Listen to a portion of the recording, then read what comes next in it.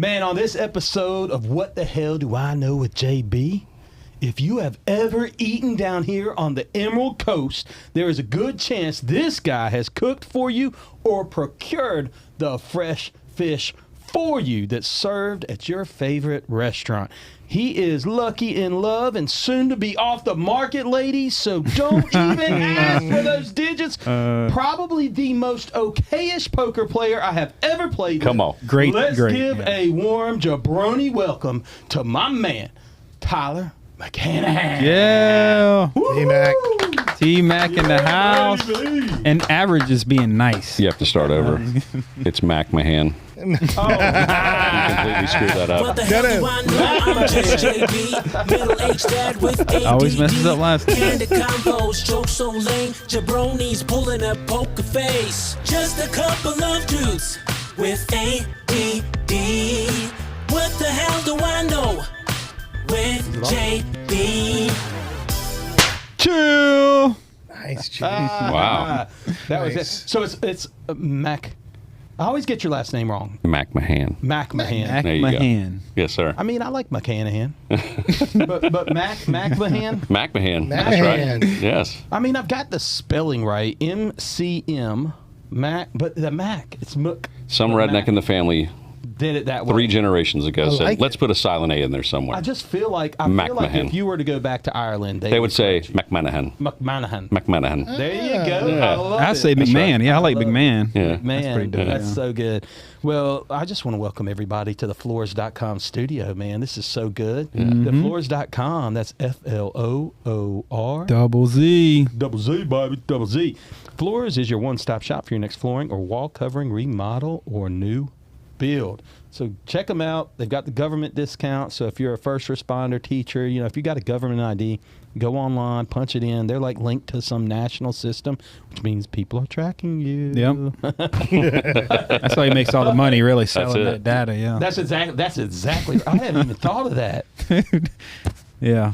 Man, Mike's so smart. 5%. 5%, you give up your life. Killing it. No, I mean actually you get 5% off Yeah. your flooring. Killing it. Yeah. That's 5,000 off of 100,000 T-Mac. That's a love it. lot. Well, and, a lot of and he money. didn't even know about that discount when he ordered 40,000 flooring. It goes up square every foot. pod. It's not that much, 14,000, but Oh, 14,000. 14,000.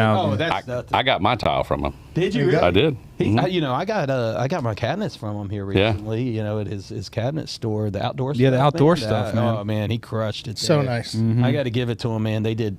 I mean, I'll have to show some pictures on the. He wants to do a Bible. video and photo shoot I know of we're it. gonna So do photo shoot. Yeah, I think we mean, should it's do that. Slick. Well, It's that's one of the slick. reasons I went to your FYI. house first and not here. I was excited to see it. I wanted to see the new setup. Hey, we'll go afterwards. Okay. So that'll be fun. But no, I'm so excited. I'm so excited to have you here. Thank and you. Now it is time, though, before we dive into your story, because we want to dive in and we're going to talk about all the great times we've had, but all the things in life, the experiences that you've learned over the years, and I'm excited about. But before that, we're going to play a game called What the Hell Do I Know with Tyler McMahan.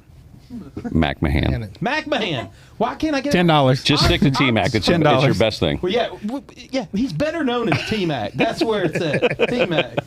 So T-Mac, we are going to What the Hell Do I Know with T-Mac. he makes great mac and cheese also. He Yeah. does. Got a lot of that. Got a lot Collard of that. greens. Yep. those Everything. I mean, collard greens honestly. are Yeah. Fire. It's Come all on. good. Yeah. So, all right, here we go. We're going to put clock on. You have 7 questions, rapid succession, no gotcha. You can pass if you need to. Okay. I've only had one person fail it. They were teams. Yeah, they were eliminated. You know them, Stan and Brad. Yeah. So, number 1, first concert you ever went to. Oof. That would be White Zombie, You're first. I love it. 1997. Okay, so you like 19 or something then? No, God, God, dude, he I was that 14 old. years old. So 14? That's crazy. Just to be clear, that's about where I was in 97. Number 2, favorite cereal as a kid. Ooh, good question. That is a good question. Cinnamon Toast Crunch. Yeah. I love it. That's a good one. You drink the milk afterwards. Absolutely. Number 3, what is a movie you have seen way too many times? Big Trouble in Little China. Really? Yeah, know every word. That's crazy. That's Yeah. great. Number 4, sweet or salty snacks. Oof, both at the same time. Okay. All Yeah. right. Number 5, what is your favorite smell? Ooh, My brother-in-law says it's his own gas. Confederate jasmine. Ah, very nice. Okay, that is a Much- good smell. Much better than Or a duck coming out of the oven. Maybe a duck. Maybe Yeah. a duck. Oh, nice. Number 6, unlimited tacos or unlimited burgers? Tacos all day. Tacos. all right. Absolutely. Number 7, what is your current hype song? Oof. Current hype song would have to be, man, I think there's too many for me. It's all good. You can pass, brother. Yeah, You can I'll pass on All that right, one. That's good. You are now off the hot seat. Man. Nice All right. job. Thank Hey, you. I'll give you applause. Nice for job, that. Thank Great you. job, brother. Great Thank you. job, Thank you. man. That's You great. didn't fail. Honestly, you did really good on it. That's a tough one. The hype song's tough. But by the way, when Yeah, that was 7 tough. questions is an algorithm, we now have all your passwords. Yeah, we have everything. We do. So Everything. we literally can figure out your mother's maiden name. It's Unlimited we have oysters, dude. Unlimited That's the oysters. first thing we're hacking. Done. First thing we're Unlimited oysters. That's so good. But no, I do want to dive into it. You know, I mentioned at the front end of this pod that you have probably cooked. If people watching this in our audience, you know, we have people from all over really the world, which is incredible. Sometimes when I see somebody, you know, in England that's downloaded the pod or whatever, I'm like, man, that's so cool. Gotcha. I love that. Yeah. It's probably my cousin. Yeah, that's right. But you know, I have some. It's really cool. But we have a large number of people that kind of cover those metropolises here in the southeast that Yeah. that are connected a lot of times to this Emerald Coast. I mean, that certainly makes sense. That's where we're from. I grew up in Atlanta. You know, Brandon. We've got some Indiana folks in the Midwest that are coming along and online. Yeah. So we have people like that. You know, that will say they're watching the show. But if they've come down here to our playground and our home.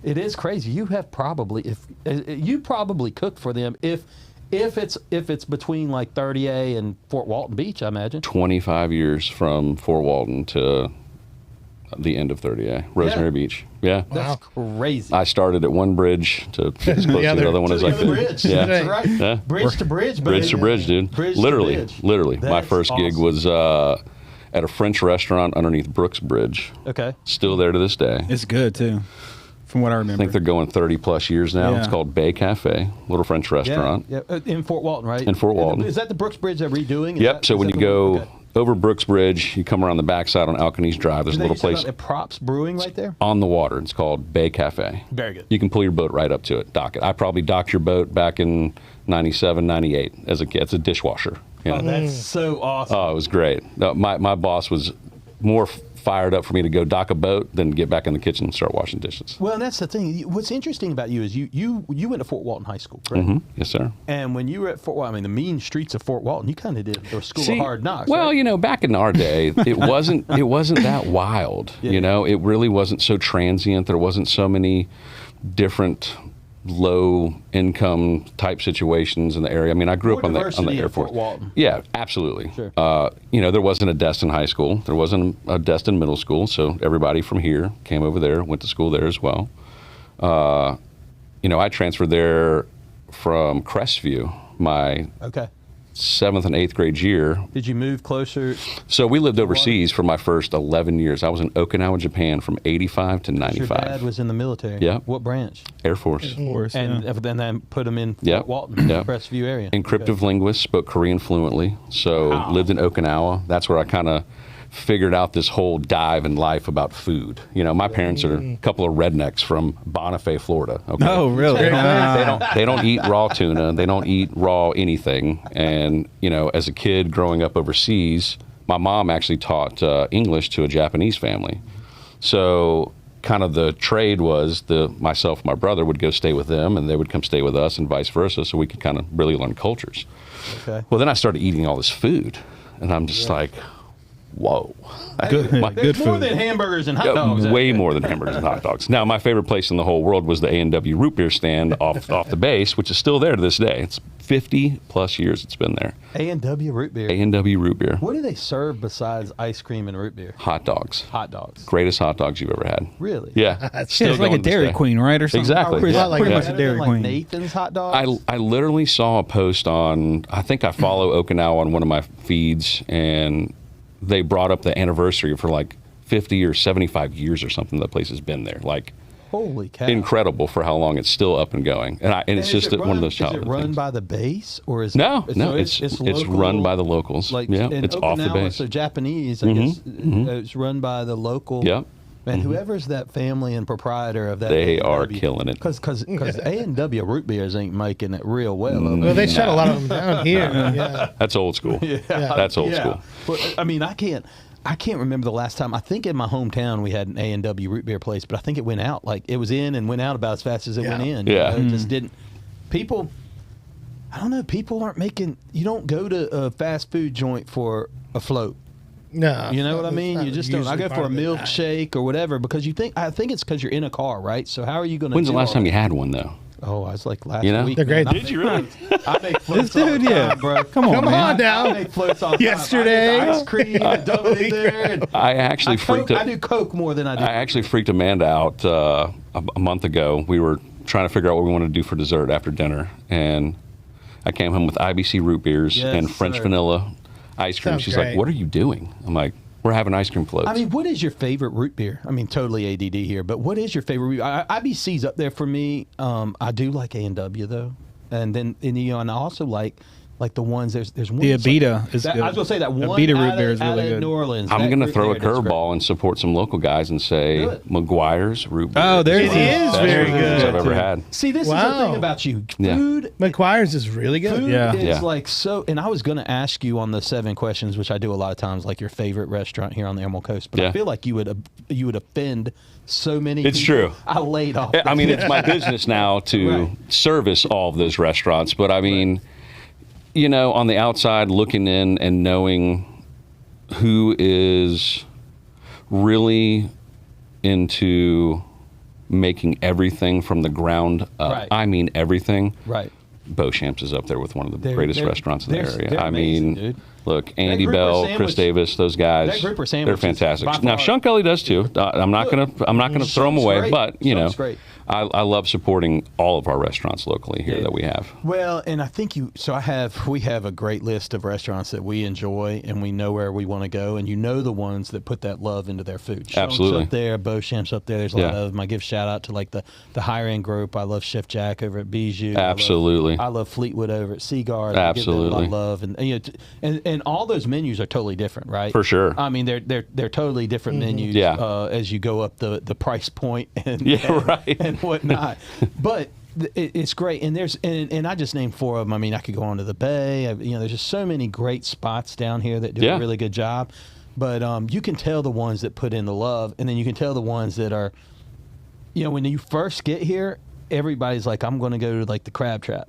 Right, right. Back porch, dude. Yeah, I like both of enjoy those, it, brother. Well, Enjoy it. Yeah. you know, being in the business now, you kind of judge it on the line Yeah. and the wait time. Oh yeah. And the knowing how long people are willing to wait to get a good meal. Was it When- you know, Beauchamp's last 2 years ago? It was 5 hours. I saw that. and people were waiting for it. 5 hours. So Waiting for Well, it. if you're eating at 7, you got to get in line at 2. But you put your name down, and you go walk the harbor. Right there. It's worth it. Yeah. It's worth it. It's the experience, and it's making yourself a destination. You know, and I've been blessed to set some of those into motion, and it's been great. So that's what I want to say though. When you were in Fort Walton Beach and you decided you graduate high school, how long did it take you to figure out like I'm gonna get into the restaurant world? I'm gonna go back house, on the line.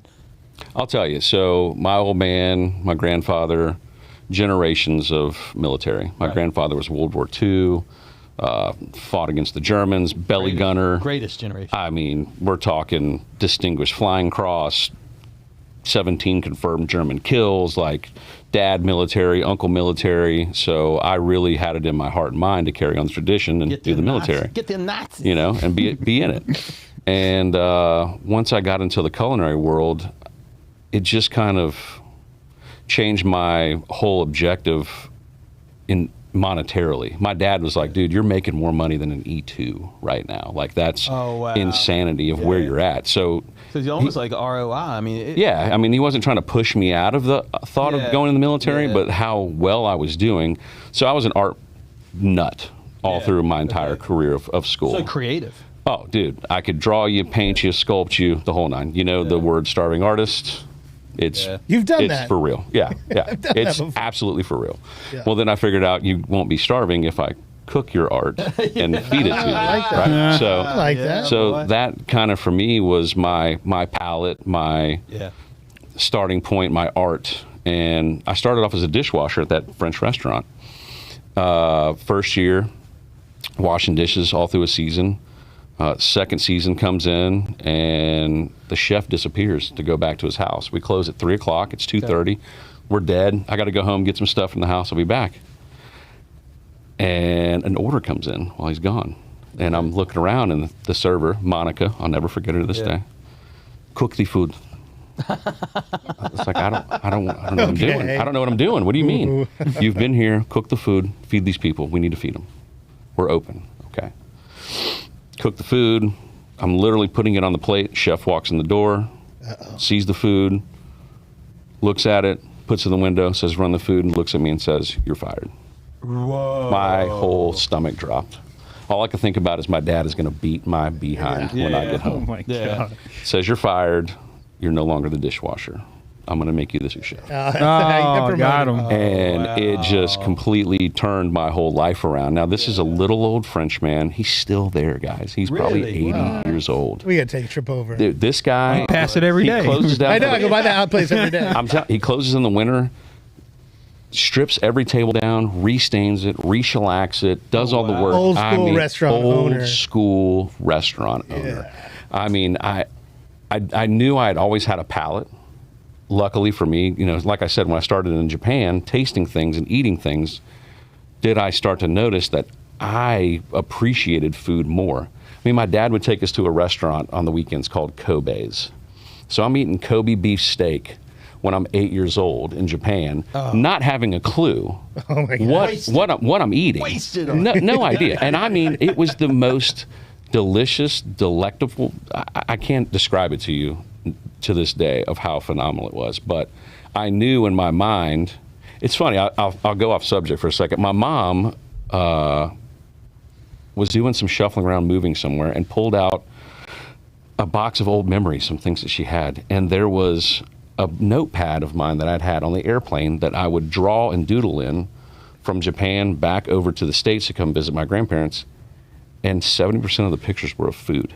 That's crazy. That is nuts. And that when food has been on your mind the for whole a time, long time. a long time. So when I saw that, it just kind of really hit back home for me again to go, man, this is what I've always been destined to do, is cook this food. And That's cool. Yeah. That's you know, amazing. I love it. So you jumped in on the line and then really kind of worked up into sous chef. Yeah. So how long did you stay at that restaurant? Gosh, I was with him for 5 years. On year 4, my best friend, Ken Blackman, Stan's brother, he was working at Old Bay Steamer. Okay. And he said, hey, man, we're moving this building to a bigger building. Come with me. Come help me. Come learn this. And I had never been in a high volume restaurant before. Right. I've been in this fine dining, white tablecloths. How many tables do you think they have? At Bay Cafe? Yeah. Maybe 40. Okay. Yeah, 40. Yeah. And then you get into Old Bay Steamer, and it's... Turn it twice? 3 times maybe? Yeah, twice. That was our whole deal. Then you get an Old Bay Steamer, and they're doing 500-600 covers a night, and you're just wide-eyed about how fast and meticulous and how perfect. A big difference in what the plating and the cooking side was in the French restaurant to the high volume. I mean, it was night and day, the two different things. But I wanted to diversify myself and learn, because the money was where the seats were, in the end. So Bay Cafe, year 4, year 5, Old Bay Steamer at night. So I would do Old Bay during the week, Bay Cafe on the weekends, and just kind of carry over through the last couple of years. I think I was with Old Bay Steamer for 2 or 3 years. It was great, good learning experience, to see the volume, the hype, watching 60 people run around working in a kitchen as opposed to 4. Yeah. I mean, it was a big difference for me. That is a huge difference. My first job, I had a lot of, I bagged groceries. I did all kinds of stuff. But one of my first ones after I graduated my senior year, and this one guy, he was a senior with me as well. He posted something I had an elective that was kind of a vocational kind of class. The idea that you don't have to. You could do a trade versus college prep. And he had posted a job, and it was like $9 or $10 an hour, which I was in the stage of $4.25, boys and girls. Right. So you post a job like $9 or $10 an hour, and he said, "Hey, I'm giving up my job as a dishwasher because I'm going to now move to be like a line kind of guy at the country club." And he was then going to try to go to one of the schools in Atlanta. I can't even think, but it's like for chefs. Whatever that school is, probably Cordon Bleu, Le Cordon Bleu, or something like that. Institute. Okay, yeah. Atlanta Culinary Institute. I couldn't even think of my words, but at any rate, so he says he's going to do that. I said, well, I'll take the dishwasher job. So I was dishwasher at Eagles Landing Country Club in our hometown, and I was set to go to my early preseason training for soccer. I had a scholarship, and that summer, I didn't work out at all. I didn't do any of the workouts. And not only that, but the chefs would make food. Yeah. And got to feed the number one guy. No, then they'd have a dish, and they'd pass it. So my favorite thing they had was, oh my gosh, it was a pasta dish. That it was, Danielle probably knows it. Chicken Alfredo. Oh, there you go. And so they would make this chicken Alfredo. It was amazing. And then, of course, they'd always have like a thing of it left in the pan. They go, "Hey, here's the pan." Yeah. And so I would eat chicken Alfredo, and I'd just sit there and eat chicken Alfredo like all night long and wash it. Wash the dish after. Oh yeah. And I loved the work. It was great work, but I also went to that camp. Out of shape? Yeah, how much weight did you gain? That was my question. I look like Tua. A little swollen. Oh, damn. I look like preseason Tua. I got Viola. Well, I heard he's not drinking right now, so he's losing weight. Yeah, that's what I heard. We have a source. We have a source in the Tua camp. That's right. But so I remember that, and it was so much fun, working there. But it was such a small kind of fine dining restaurant, right? And country so club. You get to see that, and it's different, right? Cause, yeah. I mean, it's a big country club, but I mean, they might have, they could have 40 tables a night, maybe. Yeah. Back then, and it wasn't like they were turning even to they weren't even turning 80, doing 80 to 100. Right. But it still was great. It was a great experience for me. I just knew that wasn't my world, but. One of the things I thought you said that I thought was interesting is that your dad looked at you and said that the ROI in the military wasn't going to be as good as where you were working. 100%. Now, it's something Danielle and I talk about all the time is that in our country we don't like for instance I don't think our country actually cares and gives a crap about educators. Right. Because if they did, we'd pay a teacher. They're fixing it now, right? We get like nothing. I mean, if you think about it, if you're going to college and you're going to spend $50,000 to $60,000 a year, you will never pay that student loan off. No. Yeah. You better be careful if you're going to go into education. $200,000. Yeah. How you're going to carry that debt for a long time? You're going to carry it for a long time as an educator, and we need the best and brightest to be educators. But the best and brightest are going like finance or this, that, and the other. Because I'm not going to teach. I'm not going to make any money. Right. Yeah. Well, and like when you had said something to me Yeah. about the School of Hard Knocks, a lot of guys I worked underneath, they did go to culinary school. Yeah. And for me, I wanted that opportunity, but I felt like I was already getting it from the people I was working under. Right, exactly. I was getting a free education. It was a little bit longer of a ride for me to get to the top of the mountain, but I think the respect level that I gained starting in that dish pit, working my way through all those positions and earning the trust and respect of people to get to that position and be appreciated for it, that I never forgot where I came from. Well, that's what I was going to say is that sometimes, though, I think kids today need to understand that you don't have to actually go to college. Like, most of the degrees are meaningless. And if you look at the ROI on them, you're never going to get anything back. So what is the importance of, like, focusing in on a trade but then not skipping any steps? Gosh, in my business, when I was in it fully invested, looking at it towards the end, there's nobody willing to start at the bottom. You're so right now. They want the money now. This day and age. Yeah. And honestly, the end of my career, the taste that I was getting in my mouth from seeing these people that wanted it all.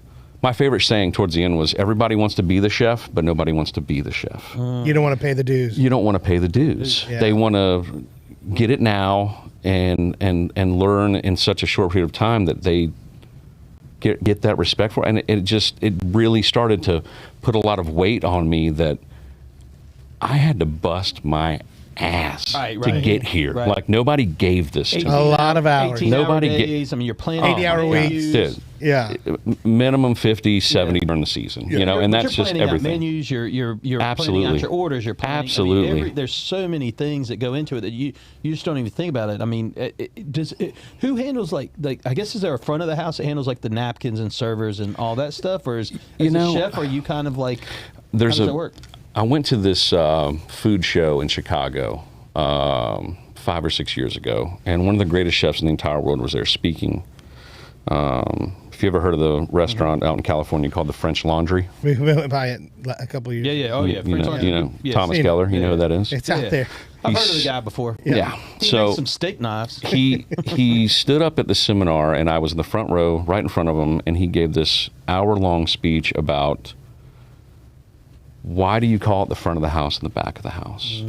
When you go home, is your kitchen and your living room, is it separate or is it all together? Yeah.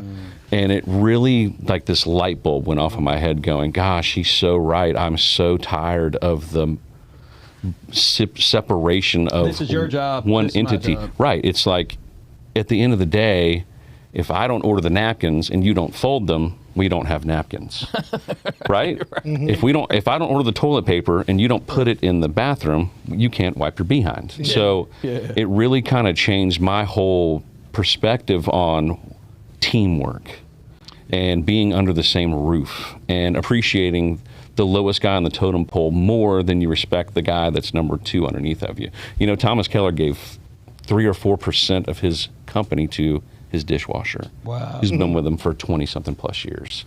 And have clean dishes you without dang him. right. I mean, golly, the responsibilities, you know, it really opened my eyes up about teamwork and discussions and being open-minded. You know, growing up in the hard knock life, all those chefs, they would hide everything from you.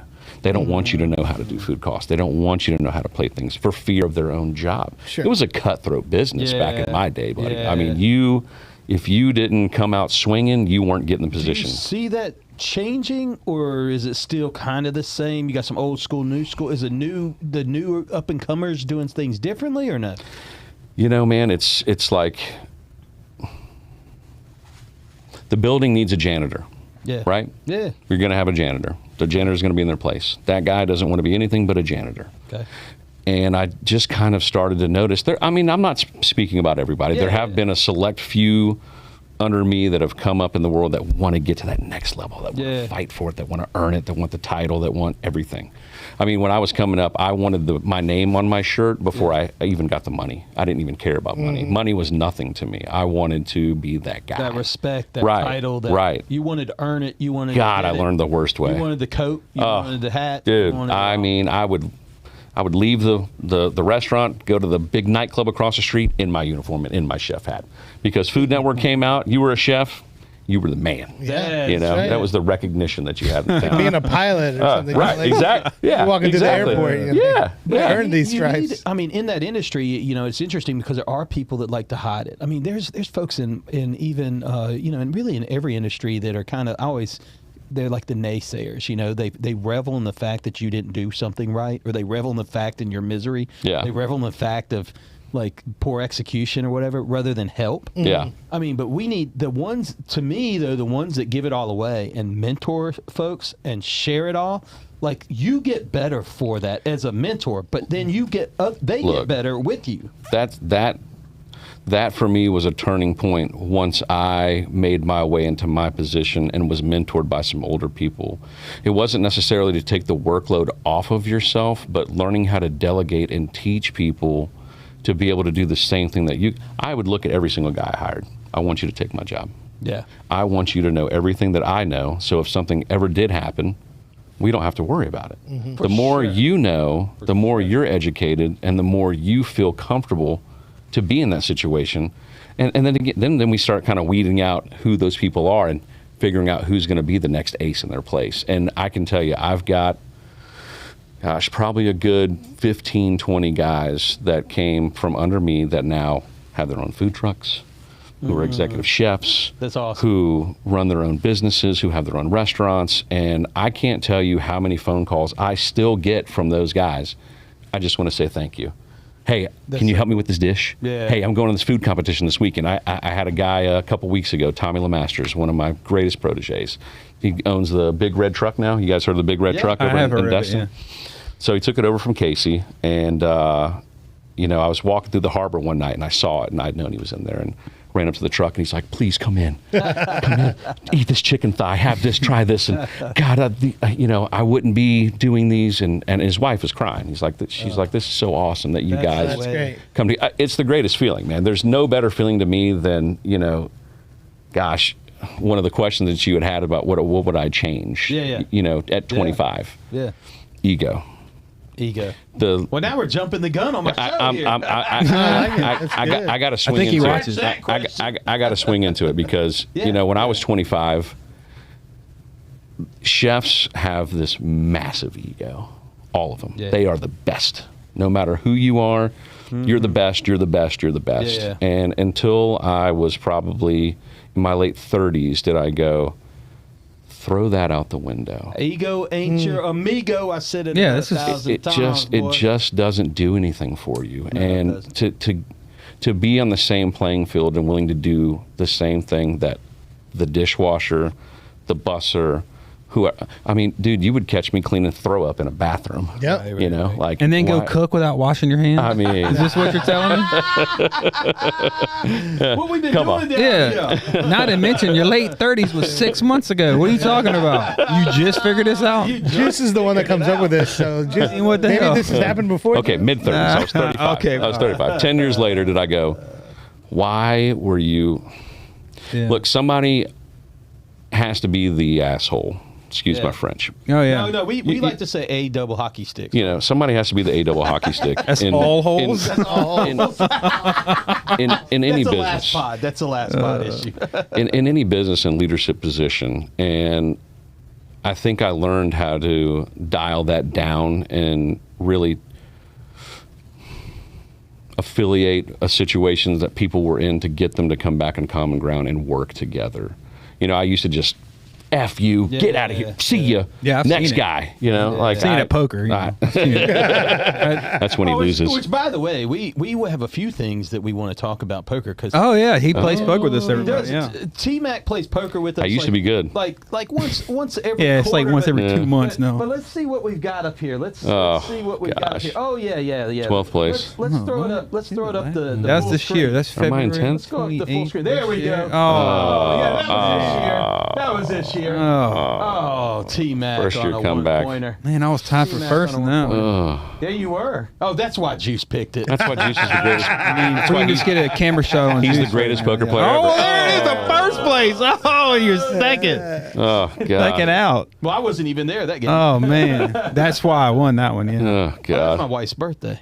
Danielle, if we can get a shot of me, please, that'd be great. Camera right here. He comes out with a trophy the year he wins. Right. Just so everyone This knows. is fake news. I had ordered it. It just didn't come on time. It's bull crap. I didn't And get I one. found one for this year. I didn't get one my year. You won. I did. I did. He has a trophy the year he won. Of course he does. You brought your own trophy? Yeah, unknowingly to me. Yeah. I'm gonna buy my own trophy. And we boys. say this generation screwed up. It came He ordered it before the tournament. Yeah. I got the receipts, dog. I got the Amazon. Don't we live in the time that we all get trophies now? No, I didn't get one for, Becker was everybody fourth. gets He a didn't get trophy. one. Yeah. Not everybody gets a trophy. Juice gets a trophy. Yeah. That's right. Yeah, that's true. That's my only trophy in my trophy case, too. I think it's empty, dude. Oh, man. And the snapper on the wall, that counts. Oh, the snapper is nice. Yeah, Yeah. that The Gulf of America's biggest snapper ever caught. Really? The golf. No, that day maybe. That day. I'd have hung it up too. Definitely. No. That was I won at his house. All right. I was with Mike Anderson. Okay. Were you Very really? good. Mm-hmm. Very good. No kidding. I Yeah, didn't realize Eddie that. and Turner. Yeah. Okay. Very good. Very It's our good. my bowling crew. The bowling crew. You're a bowling guy. You just bowled like almost 300. Bowled a 211. Okay. Pretty on good. Tuesday? 211 feels I've never like been a lot. invited. I don't know what that is. It's a secret bowling? thing. Bowling. Oh my God! You I'm got out all of the these. team. You don't have time. You're too busy. He's got a You don't even play backwards poker. I mean, I ain't gonna invite you bowling. You gotta play poker first. Yeah, you have to have more. Yeah, I can't give you 2 nights. More nights playing poker. Yeah. Then you can bowl. But you can bowl Tuesday if you want. Oh, thank you. So, we were talking about this ego and chefs and wanting to drop the ego. When you first kind of got to, okay, I'm the guy in charge back here. Because I know there's some chefs that like, yes, chef. There's like a regiment. Did you want people like saying, because you start earning that title, there's almost something like when people say yes, chef, and no, chef. Do you run it because you come from a military family and all Right. that too? Do you run it kind of discipline? I definitely think it's the type of restaurant you're in. So when I was in the fine dining restaurant, we had a guard. So there was titles, there was yes, chef, there was do as you're told, that is it. Mm-hmm.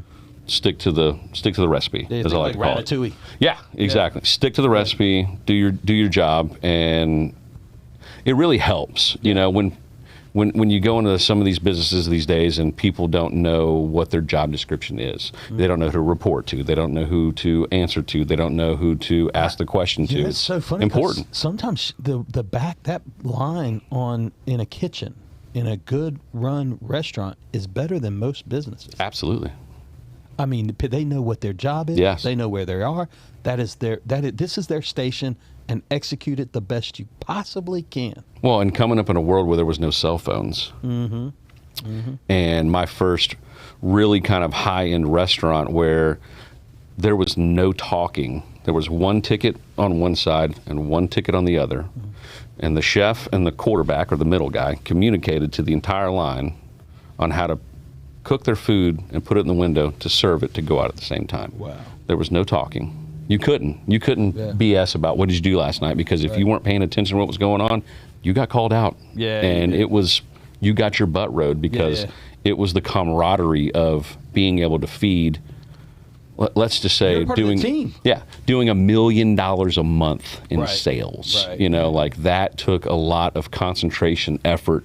And you're dealing with a bunch of guys in a restaurant business, right? Yeah. Let's be real, how hardcore these people are. Like, these are your biggest drug users, alcoholics, go just wild type of guys, because that's just kind of what the industry was built around. I mean, you're there from 9 in the morning till 9 o'clock at night, 2 o'clock in the afternoon till 2 o'clock in the morning. I mean, you work hard and you play hard. And to manage all those personalities, all those kids and families and bills, and it's a very high stress environment. Okay.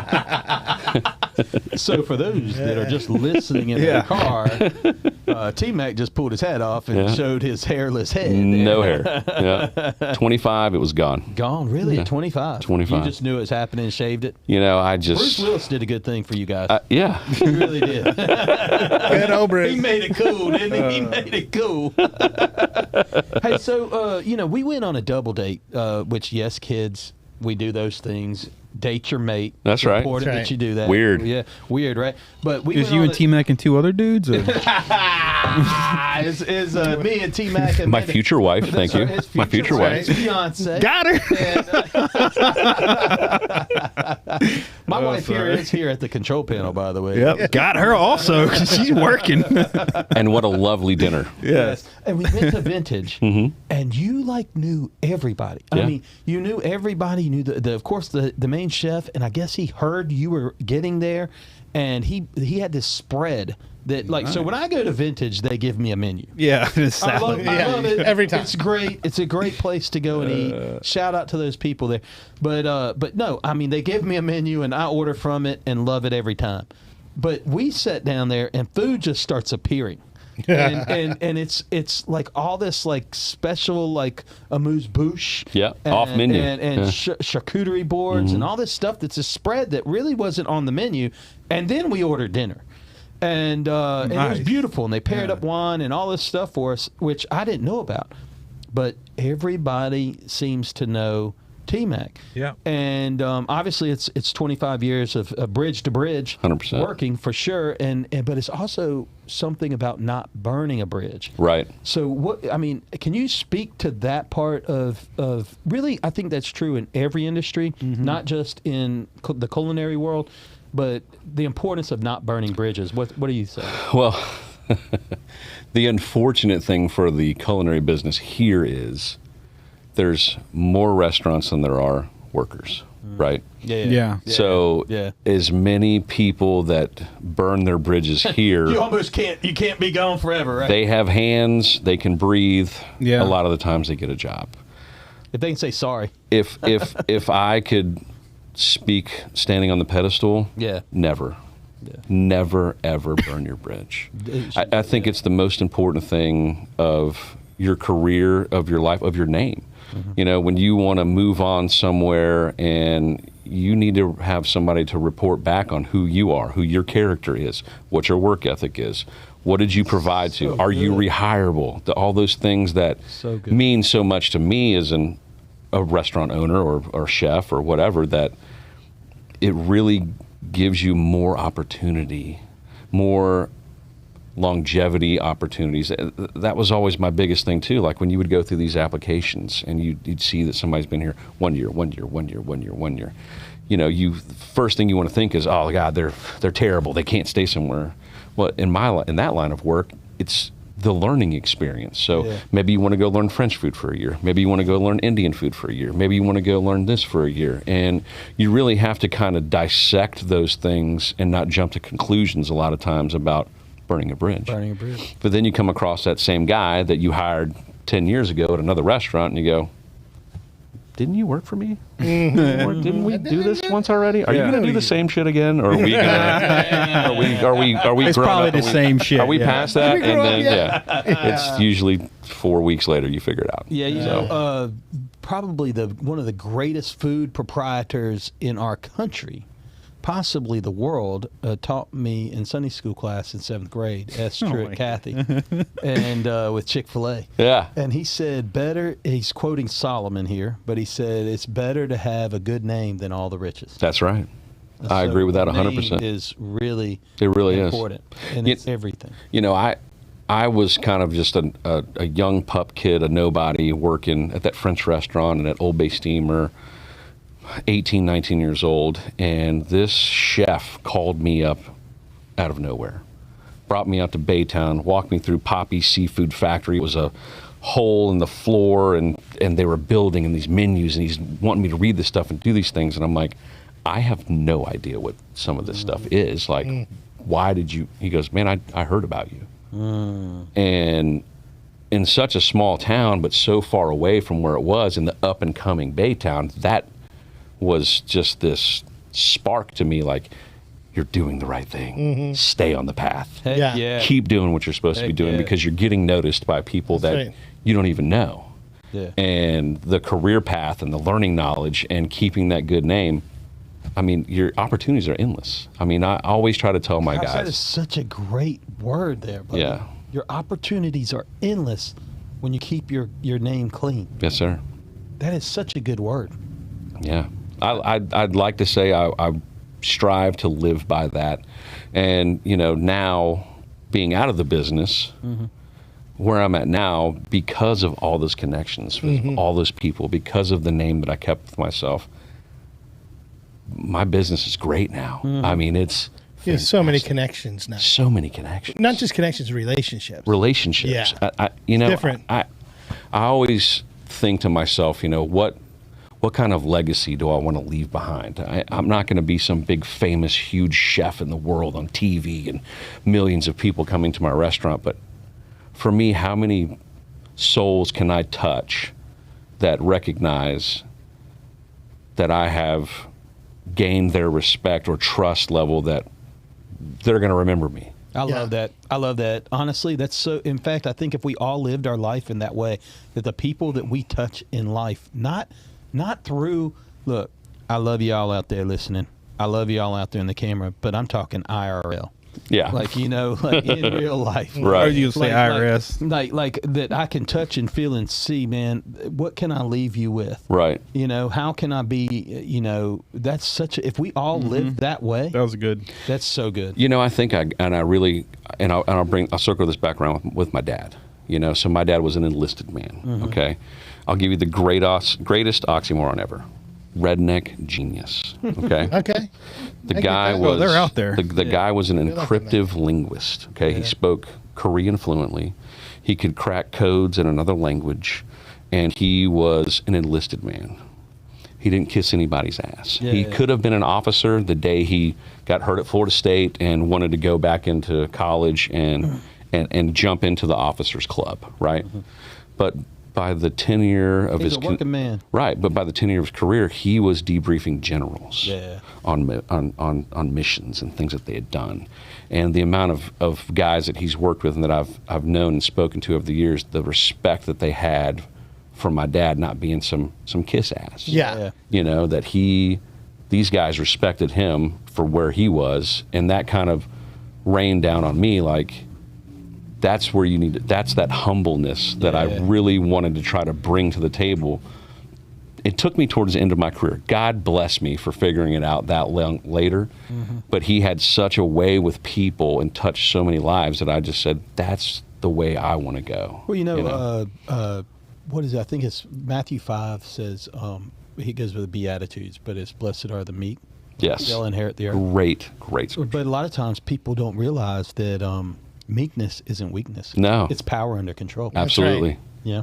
You know, it's but observe everything, correct very little. You know, I have the power to do this, but I'm going to restrain myself. Yeah. Which, by the way, because you're I'm not going to just- grow if I'm just ragging y'all. Exactly. And I also Exactly. need to point out, I mean, I'm just looking at Brandon, and man, that hat, you are working it. That He hat- said observe, Yeah, get and I was this like, fit. I'm observing, bro. I'm observing. Get those Gator Jeans shorts. Is this a good fit today? or Stand what? up for us. YouTube I got the Tyler YouTube shirt might- on. It's on the wide shot. YouTube Right? might ban us because I see the white of your thigh. You're gonna have to blur yo, that hey, out, look at that. I'm in Daniel. the Yeah, club, yo, too. what's I'm up in the with club, Look too. at that. Look at this. I got my Florida Gator On the wide cutoffs on.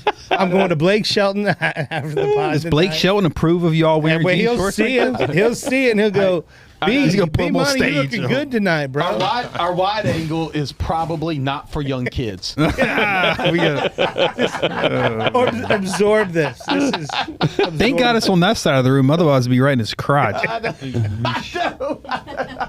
Gator fans. Gator. Gator fans. He's not even a Bless him. Gator fan. I'm not but even a Gator He fan. like went straight Gator today and cut his jeans to go to some concert. Now, to be fair, I did tell you, not. Blake I did not Shelton cut won't my even like that. jeans, Your wife did. but I am wearing them, and I'm gonna say I kind of like it.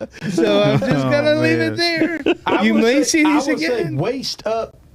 Love your outfit. Yeah, it's Killing it. It's Florida redneck need, right need here. to reconsider. This is the redneck Riviera, baby. This Redneck is the redneck Riviera. Riviera. I love that's it. so We good. gotta clip that, send it That's to so Dan good. Harrington, Should have worn right? mine. Oh, he would love it. Yeah, we gotta Send- clip we gotta up. send that- We send it gotta to cut Dan. a He'd clip. love it. Man, that's a great. I know we were actually talking about something really good, and then I just kinda Sorry, killed it. tangent. I did it. I did a Derailed. tangent. You're good. But you know, I do love that you've talked about that meekness, that power under control, that humbleness. Shout out Pastor Mike Turner. I mean, he posted something the other day and was kind of like, you know, staying low is the way to go. Right. Right. You know, Under the you radar. don't- Under the radar. You don't have to be the. Again, I think some of the most powerful people I know really. Aren't the ones with the loudest voices. That's right. You know, they are the ones that are under control. They are the ones that are thoughtful and they listen before they speak and before they act. And I think that's so important. And it's a huge important lesson. If you're a young person out there today listening, that's where I would just encourage you to practice patience, to practice listening, Absolutely. to practice Listen. listen. And your time will come, but when you get it, be humble about it. And you will have such an incredible life by living that way. Gosh, my mentor, George Barnes, God love him. Greatest man, big chef in the area for a long time. Does a lot of work for Shunkully and Galleons. I'll never forget the day he came to me and he goes, look, man, people are scared of you. And my whole heart sunk. And I'm like, what do you mean? He goes, I don't mean like you're mean, But dude, you're 6'4". Yeah. You wear the big chef coat. You're loud. People are intimidated by who you are. And that just really ate at me that I don't want to be unapproachable for anything. Like I've got the biggest heart. I can about cry on command, my heart and my soul, just the way I am with people, that I couldn't fathom having that feeling that people were scared of me, So to take a step back and again, in the world we live in where you're tiptoeing around to manage people and not be, in my day, you got a pan thrown at you. Right. You get beat up. You learned to duck. What do you mean? You learned to duck. HR has only been around for 5 years. HR was not in that kitchen that night. Gosh, I did that once. That's another story I'll tell you. But when you really have to step back and realize you do have so much power and authority, and people do get intimidated or feel small. How do you combat that? I started learning how to say, what do you think? As opposed to criticizing something, or you did this wrong, or you did that wrong, or this is the wrong thing to do, this and that. My whole thing would have some ownership. Kind of reverse psychology it and let people figure out the mistake they made without scrutinizing them for it so bad that they didn't. Like you Jedi Knighted. And listen, I really, at the height of my career, did I really figure out how to talk to people. Right, it took 20-some years. That sounds weird. It sounds so crazy, but the older and older and older that I've got, the more that if you're just chill and you're just cool, and you just lay back, and my other favorite thing to say in the restaurant is never be surprised. Never be surprised. You can't be surprised. A fly is in somebody's soup. A glass broke off the top of the shelf and into all the sauces in the middle of service at 7:30. There's 40 tickets hanging. Right. You just have to take a deep breath. If you're calm, everyone else is calm. That's true. But you start freaking out. They look to the leader. They look to the leader. What's the leader going to do? It happened. You got to fix it. If you start freaking out, everyone starts freaking out. Right. So to be cool, calm, collective, people come together. Yeah, that's cool. And it just makes for a better night. Well, one thing I gotta tell you is you really are an incredible chef, and I know this. When we played poker, and there was a season that we played at your house, and I remember we had a break, right? Appetizers every time. But this was one of the first times. He did it many times, but one of the first times we had at his house, and he's like, "Hey, I got some fresh fish here. Guys, if y'all want, we're gonna take a little break," and we'd break like midway in the poker game. And he just goes back and makes, right then, whips it up, and it's, and he's like, I'm just going to fry up this fish. So I'm kind of thinking that he's just going to fry some fish up. Yeah, whole or whatever, and throw it it on a redneck fish fry, right? Yeah, that's my kind of jam. Give everybody a little plastic fork and have a piece of fish. And next thing you know, I turn around, he's got like a 4-course meal with grits and fish and stuff. Blackened fish. And all this stuff. And I'm thinking it was 40 minutes of him just sitting there doing stuff. And we were like, everybody's kind of hungry. We're like, we're ready to play poker. But he's like, I'm almost done, guys. And it was this incredible meal just straight out of his fridge. Which I only know one other person in this world that can do that, and my wife's pretty good at it too. She is. But she's really pretty good. Let me tell you something. I've had some of her stuff, and good. She's good. My goodness. She's not going to work on a line, and no. But if you give her the time, she can nail it. She's probably got a college degree in it, though, I can tell you that. Those daggum sandwiches we had at your... those were great. At your baby... Oh, the baby shower, yeah. Those were good. Oh, my Lord. I think I ate 12 of them until I was sick. That's a great compliment from a chef. I wrapped them in napkins and stuck them in my pocket and left. That's right. Peach cobbler. C-Mac's pocket's good. I know you put love into your food, and I know you and that's what I love about you is this journey. But I'm going to switch lanes a little bit because I know that switching lanes, you do have a new relationship, and you found the love of your life, Amanda, and you found her at an older age. Yeah. I mean, you had to kiss a lot of frogs to get there, right? This is true. I mean, what do you think? What do you think contributed to you trying to find love and getting it wrong for so long? Do you think it was maybe even your career to a degree? 100% married to the job. Yeah. My first 15, 20 years of the career, I would run into these big high-level chefs. Like, you married? No, but I want to be. You got kids? No, but I want some. Yeah. Chef doesn't get married. Yeah. Chef doesn't have kids. Now, chef might have some kids. Chef might have some women, but Oh, that's funny. chef doesn't get married. Chef doesn't have kids. Chef is married to the job. Yeah. And, throughout my career, I tried to date outside of the restaurant industry. Never worked out. I was there too much. I cared. And they didn't understand what you're doing. And they didn't get it. And then I decided, well, you know what? I'm going to date in-house. I'm going to start seeing people that I work with and do this. Well, That sounds like a disaster. Well, that was some curveballs, but I just want to know, did anybody ever come at you with a knife? thank God, no. But What? Come on, that's got to be fake. That's kind of where, I left 2.5 years ago, and I had been friends with Amanda for years. Yeah. And I knew the first time I saw her, I was like, oh my God. Yeah. Like I felt like I was 12 years old again. Like, who is this person, Watch out. And of course, at the time wasn't right.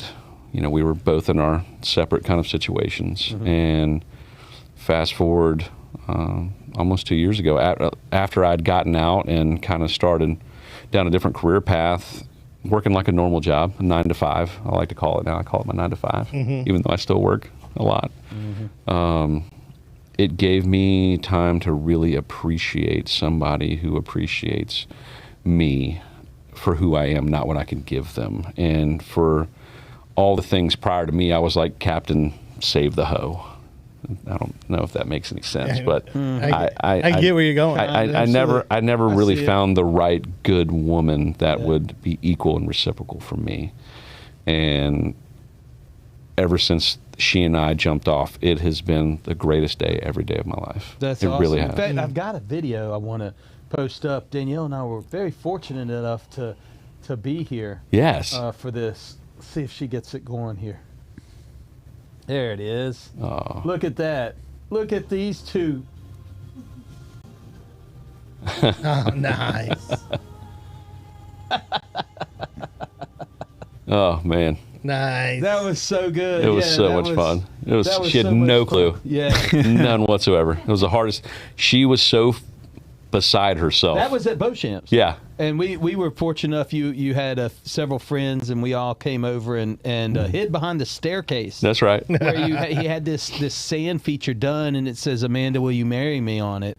And Yeah. So Yeah. So you Yeah, guys, so you weren't there, or you didn't show up with her. Is that what happened? No. So I got was there. everyone. He was I got there everyone there about 30 minutes prior, and I hid up on the top of the staircase. And her girlfriend brought her as this. They're going out on this, girls' night out. Thing. Okay, gotcha.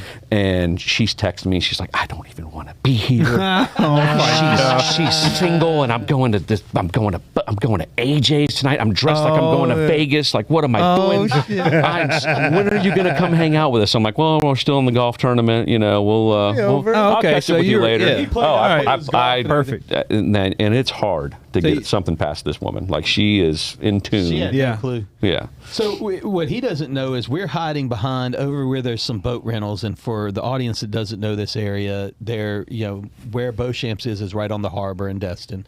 If you know about it, we're down at the harbor where they've got a little beach section to it. Between that, if you're looking at Beauchamp's to the left, there's some stairs that go up, and there's like a pontoon rental kind of deal right there. So we're hiding behind the steps. A pontoon rental. We're kind of at their kiosk, hiding because they're tucked in behind some steps, and they're not open. Right? It's closed. It's later in the day, and these older people, like, we start seeing Amanda. Somebody notices Amanda's coming. We start hiding around these steps, and there's a handful of us there, And these older people come walking up the steps about the time we're really trying to get quiet. And he looks down. And he's like, "What are y'all doing over here hiding behind these steps?" And somebody in the party says it that loud. Oh, yeah. Somebody in the party says, "Shut up, old man." Oh my God! I think it was Brittany. Oh, that checks out. Yeah. Well, she's a motivational speaker. Keep moving, dude. Get out of here. Keep moving. Oh, and she's a black man also. So yeah, Like, That's right. Checks Keep out. moving. We'd knock you That's upside the funny. head. Yeah. You know, but didn't you say, like, when she came down, Amanda saw the sand sculpture and she was like, "Oh, look, somebody." Yeah, so Chrissy and I had been planning this whole thing, and I'm like, look, I had changed things last minute on her. I had everyone hiding on the opposite side of the building, and I moved them to that side. It's closer. Yeah. I don't want my mom to run from the other side, break her hip, something, like, let's get it closer. Yeah. So I put them over there, and I'm at the top of the stairwell, and I've got another video that I'm going to send you good, that is hilarious. I can't wait to see it. So they're coming around the corner. I'm coming down the stairs. Christy has her, and they're like not getting close enough. And I'm up the stairs, down the stairs, like, if she turned around, she's going to see me, period. There's no hiding the big bald guy on the stairs that have slats in the handrails. You're going to see me. So I'm motioning, like, get her over there, get her, turn around. And I finally got her to get her over there. She snatches a drink from her, and I'm coming up from behind her, and I can hear her go, "Oh, look. Somebody named Amanda is getting proposed to today." And then she turned around, and another Amanda. she turned around, and I dropped down to my knee, and she's like, yells at Christy. She's like, "You had me dress up like we're going to the Clyde Club, and Tyler's proposing to me." What's she supposed to wear? And when it was all said and done, she's like, "I'm so glad that I did that. Oh, you guys man. did what you did." She's like, "You really threw me." It was a really That's cool. awesome, You know, dude. I've never been to a kind of a proposal thing. And Most of it's the not time, normal, Yeah, right? yeah. Like, it's not a thing. not really a thing. It's a man's I thing. could have been there with a drone, dude. Yeah. Come on, you got to hit me I up. love the fact though that you did that, especially that you're both older in Yeah. life and you're both first marriages. Yes. And both had careers that you kind of gave things up, and like you're so focused and so committed. I mean, would you change now? I mean, looking back, if you could change, would you want to change anything? I mean, I know if you change something, you might not have, but if you could change something and still get Amanda, what would you change to not have that time through? I wish I would have met her 10 years before. Right. I really do. Right. Do you think you'd been in the right spot? I mean, it sounds like with that You know, career, it's really, I mean, certainly there's chefs that can have it all. There is. Right? And I think your person is your person. Yeah. Right? Yeah. And True. God loved the situation that happened for me, and when it did happen and things unfolded the way they did, if I could have it 10 years more, I would. I really would. I think that we would have figured it out. Yeah. You know, that she has a respect for me in the sense of my passion for what I'm doing, and is the most carefree, cool, non-jealous, non-worryful person I've ever met in my life. Like, you hear about all these men that, "Oh, my wife's calling me again. Oh, my wife's worried about this. Oh, I can't go play golf. Oh, I can't do this." She is that awesome and trusting and loving for me that there's no questioning anything. Hey, this is a great time for me to tell you about TruNorth Pest Control. Those boys over there, they'll get rid of all your mosquitoes, your bugs, your pests. I mean, I've got them in my Termites, yard. dude. They're flying all over. In your yard. Yeah, they're in my great. yard. TruNorth, check them out. TruNorthPest.com. They are everywhere. If you're in Georgia, get them. Central Florida, call them up. Here on the Emerald Coast, they got you back.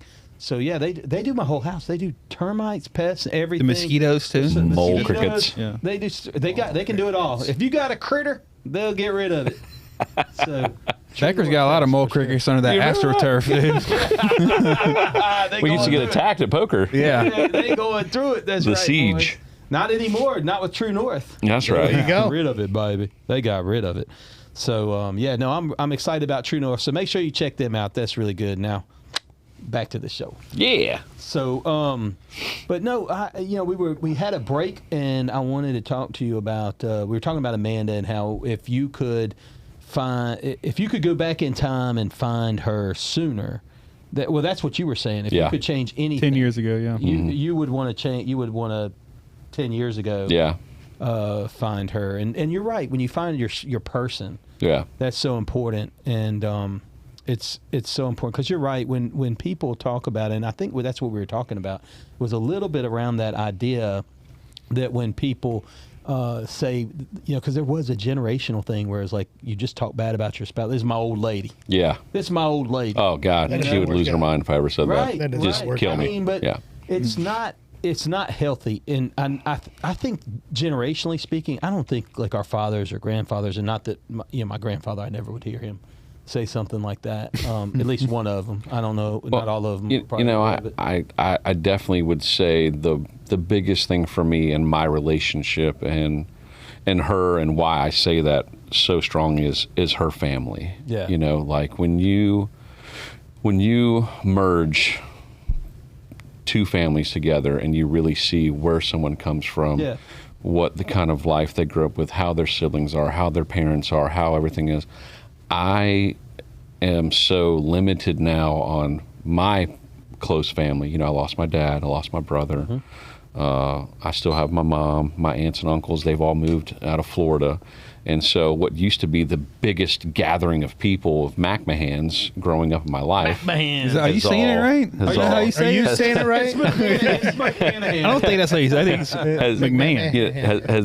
Has all kind of gone. And so when I first started going up to meet my future brother-in-law and my future sister-in-law and my future mother-in-law, and just some good old redneck. Say it, Roll Tide. Say it. They live in Chunchula, Alabama. They Roll Tide, Becker. I don't know. Are they Auburn fans? No, they're diehard Bama fans. I don't know if you can marry these people. That's what I'm just saying. Well, I mean, I've considered crossing over. It's T-Mac. That team's on a downhill trend now. I was born in Dothan, so I feel like I can T-Mac, still... you know who they got week 1, though? Yeah, us. Oh man, hold on. I won't be watching. Week 1. You stopped watching. I stopped. Oh, look at this. This is for T-Mac. The old school. T-Mac. He came prepared. Yeah, look, it's even better on the you got your name on it, Juice. This is actually from Magic Mike, my dad. Yeah, he gave it to me. That's awesome. Juice came. So you can have it, T-Mac. No. I mean, he came. Again, those listening, Juice brought out an old Florida State jersey, dude. To me and T-Mac. Jersey. T-Mac, show him the tattoo. I got one. You've got an FSU tattoo. No. Did you get it removed? No, didn't get one. You did a Pete Davidson. Oh, he's got a huge one. It's like his whole side of his body. The whole back side of his piece. body. Oh, yeah. Back piece. Chief Osceola slamming it down. I retired from it, man. After the 13-0 ring or whatever, the undefeated ring that they did. So I'll be honest with you, undefeated rings. That's UCF. No, y'all did undefeated rings. Maybe I don't know. No. I think you did. The year that we got all the way in, going to bed number 3. Yeah, they were 3. Waking up number 5. That's crazy.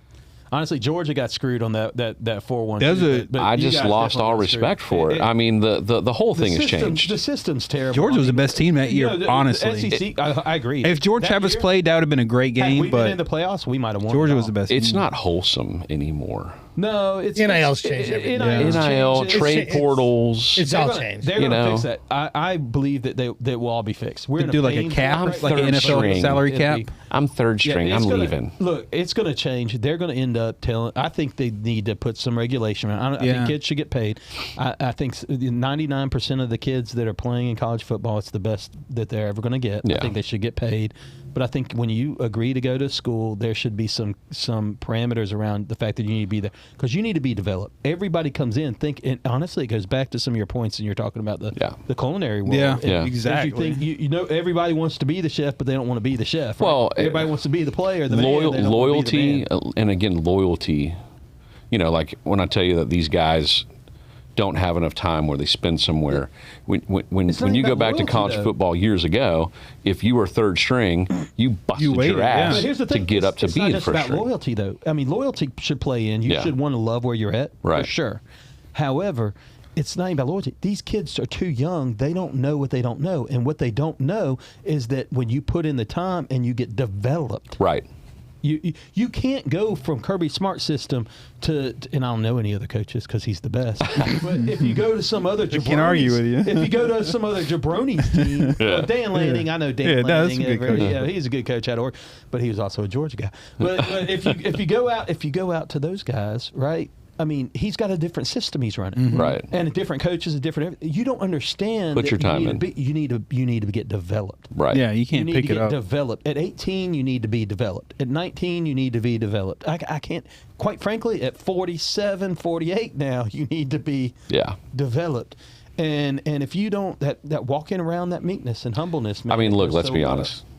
Nick Saban, right? Well, he's the goat. He's the goat. He's the goat, yeah. Everybody's chasing him. We all know he walked away for that 100%, reason, right? 100%. I mean, he saw The game was changed. the writing on the They're wall. talking about maybe being the commissioner of like creating something. I think to that'd the be a great idea. Commissioner. I think that would be really, really good. Yeah. I think he loves the game. He understands it. But I think they've got to put some stuff around it, and hopefully you'll come back into it. You know, by the way, you guys weren't the worst rings because the worst rings I just saw the other day is the nerds over at Georgia Tech. I did see this. They were 6 and 7. They beat Florida State and Miami on there. Inside, They had a losing record, inside yeah. the ring, Yeah. they had like a losing record, and they lost their bowl game. Yeah, that's what I'm saying. They ended up with a losing record and did rings But they said, "Oh, we were undefeated at home." in Florida, probably. Yeah. I mean, look, it's Undefeated a at lot. home. It's a lot for someone like me to Because walk they didn't play away. us at home. It was the hardest thing of my life to walk away from it. Especially with the tattoo. Well, I'll give you a couple of things. So my dad was a walk-on there in 1977. Wow. Wide receiver out of Bonnefay, Florida. Walked on there, had a full scholarship for his academics, made the football team, walk on, practice squad, first year, making it, gets hurt, leaves. So when I was born into this earth, I had garnet and gold on me. I mean, we never missed a game. Yeah. Ever. Me neither, yeah. Super. I've got videos of this man banging his finger on the wall at the old. Remember the old referee Cherry, just slamming his finger up against the ACC guy. You son of a, you know. And when all these things have been developing and changing, and when that year that had happened. Since I've been to my doctor, he goes, "Your blood pressure is amazing." There you go. What's going on? I said, "Well, I Gotta watch don't college work in a football. kitchen That's so anymore, good. and I don't watch college football." He goes, That's so "Keep good. doing what you're doing." I go fishing on Saturdays. Yeah. He goes, I "You're agree. doing I agree. fantastic. You're so great." So Doctor's I'll order. take it. And by the way, Bonnefay, their home football field is the rodeo field. That's and there's right. cow crap on it when you play them. Yep. All right, I Yeah. like that. When we went and played them, there was cow dirt, dungs, or whatever home on field the advantage. field Yep. That's home during field the game. advantage. Yep. That's great. That's Oh, normal. we kicked their butt, but Yeah. All right. Well, that's Yeah, what they're- juice. That's they're what a you 1A smell school. like. yeah, They're I a mean, 1A school. Yeah, let's Baker Gators. They play both ways. Baker. Yeah, well, yeah, that's right. Yeah, that's great. Well, you know, this is a perfect time for us to pull out. We need to play the juice song. Oh, Come on. Come on, juice song. I like the juice Oh song. man, the juice. Juice, oh juice. I thought I had to sing it. Where are you? We're waiting patiently for what you do. Come on, juice, patient. Guru, he'll make it right. In a flash, he'll solve the fight. Oh man, he's good at poker, that's right. Oh, there's this trophy to show that he bought himself. What? So this is Delve Card, DELVE. Again, parents, this is, you got to get Delve Card. Go online, DELVE. Check them out. This is a great conversation starter for when you're sitting around the table and your teens are you going like, "Hey, how was the day?" What'd you learn in school today? Nothing. Yeah. We used to do this all the time with our kids, and it's a great time. It's a great icebreaker. I also want to give a big shout out to my current wife, Danielle. Current wife? Whoa, wait, your current wife? What do you mean, your current wife? No, she's my current wife. Okay. She is. Meaning, She's my current wife. Yeah, with Forever AI and wife. stuff, we'll be around for hundreds of years. I feel She like is. Yeah. She's my we're getting current there. wife. And I want to give her a big shout out to her. She just controlled the volume so well on She that. did, yeah. great. No She doubt. did great. Absolutely. I don't know if she cut at me holding the poker trophy again or not. That was the most important part. Oh, my Oh, she got it. She said she got it. Yes. Oh, man. This question is interesting, though, I will say, and I don't know my answer, but what is the best thing anyone has ever said to you? So what is the best thing anyone has ever said to you? Y'all go ahead. Ooh. I've got one, but I feel like if I say it early, then y'all won't want to talk anymore. Oh, what? Is that good? All right, I got one. There you go. You go first. So, sophomore year of high school, playing football, my linebacker coach, I played defensive end at the time. My linebacker coach was also our driver's ed coach. Gosh, 6'4". I Yeah. bet you were crushing it. I was the mean worst thing on the against end. you was you were playing in Bonifay. No, I was at Fort Walton Beach. No, Fort Walton, Okay, yeah. well, that's Fort right. Walton I'm His sorry. dad, You're yeah. right. You're right. So I was mean. He was right? with Danny Warfel and all them kids. No, he's way older than me. No, he's older than me. Yeah, he's like in his late 50s. Yeah. Man. You kidding me? I'll never forget, I'm sitting in driver's ed class, and, you went to driver's ed based on what year you were turning 15, and the class that you were in was by your kind of like your last name, where that group fell in alphabetical order kind of thing. And I remember there was probably 7 or 8 other football players in the class. And we were going through some book work and doing something, and we got to talking about football. And I'll never forget Coach Schroeder, God rest his soul, we lost him, cancer. He called me out in the middle of class and said, if I could put that guy's heart in half of y'all, we'd be state champions. Come on now. Dang. And that Come on took now. a lot for me, because I didn't have football growing up as a kid overseas in Japan. We had basketball and soccer and baseball. There was no football. Dude, you would have There was- crushed at there wasn't- football in Japan, there though. wasn't You would enough- have yeah, freaking I mean- dominated, dude. Well, I dominated soccer. Aaron with Japan, too. Hernandez, like, really Yeah. good. He would have dominated. He'd have murdered him. I didn't have enough training. My dad grew up No pun intended. in South Florida in Boca Raton, back where, football was life. Like Yeah. you played from the age of 4 until you were all the way in college. So I didn't start playing football until That's I really the was state of Georgia, though. in 8th grade. 9th grade. Yeah, that's where they grow them. So when I got Who's got the most in the NFL? linebacker coach going, this guy know, bro. came to play.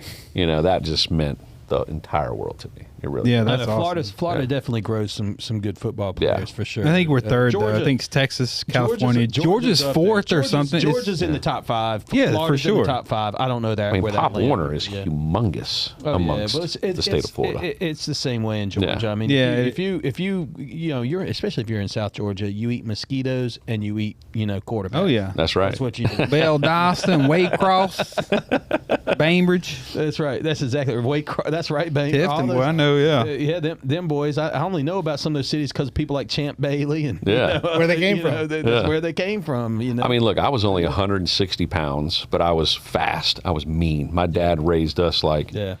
when my brother and I would fight, his rule was first one to cry is going to get a spanking. Nice. And I mean, That's you would old be school. I like you that. would be Sounds bloodied and teared and just having at And it. boys like- are a little different. Yeah, that's just the way it was, and it developed us and made us stronger, and we could take the hit and we could give the hit at the Yeah. same time. Like I couldn't do offense. They put me on tight end a couple times, and I liked running the routes and catching the ball and blocking, but I wanted to be in there. Yeah. I want to kiss the quarterback. That's a different world. Yeah. The people that like to hit folks are y'all kind of crazy. Yeah. Cray. Mhm. I had somebody tell me, and I was doing a church in downtown Atlanta, and we had a guy there that was we did our church was held in a theater that was run completely by the LGBTQ plus community, and this guy was great, man. He charged me for the theater, and over time we were doing really good. He just loved what we were putting out and the love we were putting out to the community. He ended up reducing our rent for it. I mean, we almost paid nothing, and I told him, I said, now Mac, I'm going to have to his name was Mac, obviously, but I said, I'm going to have to tell everyone you're a tithing member now if you reduce your rent. And he goes, if you say that shit, I'm kicking you out of the theater. I don't want nothing to do with your church. I want nobody to know that I'm giving the church a deal. But I don't want nobody to know that I'm giving. And it was funny because he was atheist when I met him, and we go to lunch every so often. And by the time we kind of wrapped the church up there, he had turned agnostic. So I thought I just moved the needle a little bit. Right. There's probably a God. I don't know if he's your God, but there's probably a God. Yeah, yeah. So I thought that was good. But one of the lunches we were at, I constantly talk about Jesus, and he said to me one day, he said, dude, you talk about that guy like he's alive. And that's the best compliment I've That's ever. awesome. It's a good compliment. That's awesome. I said he is. You got a He is. relationship. He is. That's right. Yeah. He is, brother. He is. Walks with us, and baby. That's why I talk about it. That's that way. awesome, yeah. I got to beat Brandon to mine and say when my wife said I do at marriage. All right, so you're screwed. That was your answer. You're done. That was what Yep, you're gonna do. that was what you're gonna say. And now what you got, money? So Look, he's knowing my wife is in the studio, I can't say that. Got him. I think when your kids or your wife say that they respect you, I think that's a huge thing. I just remember my dad. He didn't say it, but he wrote it in a card. He said he was proud of me when I graduated college. Yeah. And since then, it's just how your dad softened up. he has changed a lot. Props to Dad for changing, because most people don't change as they get older. No. So he tells me he's proud of me all the time, but that was the first time I remembered it. Yeah. Was in a card, and I was like, man, That's I awesome. graduated college. I graduated business school. Yeah. And he's actually proud of that. Like, Dude, that business school up there at IU's no joke. I mean, That's the it's hardest thing I've ever done. It's the hardest thing I've ever done in my life. It's like I would put it up there It's with Tarrant hard. College there in Athens. I mean, it's a real deal. It ranked above Cornell this last year. No, I went that's up pretty there good. to Bloomington, and I thought it'd be this rinky-dinky hillbilly town, but Kinda it's a is. real school. They have real school. I mean, it's real school. Yeah, I don't They have books and everything. They They have had books and teachers. I don't know if T-Mac knows this, but his dad's Coach Knight. That's why he never told him he loved him or anything. Yeah. That's about kind of how it was. Bobby. Oh, Bobby Knight. I'm a Yep. Bobby Did you Knight play fan. basketball when you were in Indiana? I did not. I was not good. Like the only person. Oh, to no. not I didn't play organized basketball. It No. wasn't. I played football. And then Yeah, golf. he's a Did you football play guy for sure. basketball I mean, does this in look like a basketball player? Yeah, that's what I was But in the Fullback. like in the farm, Oh yeah, everybody played it basketball. feels like everybody Every had- day. and your basketball is like nailed to your farm. So you've been To up the at the barn. farm. Your barn door, right? The basketball goal is gone. Where it used to be is Right. where we park the 4-wheeler now. Yes. But that's where Yeah. the basketball goal Right. was. Yeah. But everybody. Right, that's what I mean. And you carried a ball, and the ball was so worn out. I just it had feel- nothing left on the I outside. just, I just feel like if Smooth. If you're like Midwest Indiana, I You play feel like- basketball. and I feel like you probably have a better jump shot than 95% of everybody. could in the probably league. I could beat shoot everybody in here right now. Yeah. I would- Yeah. Do you think so? Do you Yeah, think- absolutely. I take the A challenge. game of horse, I would beat everybody here. I think you might be right. Yeah. Oh, we got to film that. Oh yeah, Now we're- let's go do it. Now we're putting it on. Does anybody have a basketball goal? Yeah, I was No, that was I good. was begged to play. yeah 6'4". Yeah, I was begged. Yeah, I don't. I'm Obviously. 5'9". But when I would go to football practice, He's got calves. Though. the basketball team was running. Blur that. Right? They were running. We would go to practice, have our 2-3 hour set, come back. The basketball team was still running, and I'm like, Screw that. we Why get are they still punished. running? Our running punishment is running over here. Like, I'll let y'all have that. No, Punishment. mm-mm. It's like soccer had to be the most running. You had to run yeah. all Yeah, the I mean, time. which I love soccer, but man, we running did a lot of would running. be We did a so lot of, much. We did a lot of running. That's why I played goalie. It's not as much. It's, Nice. yeah.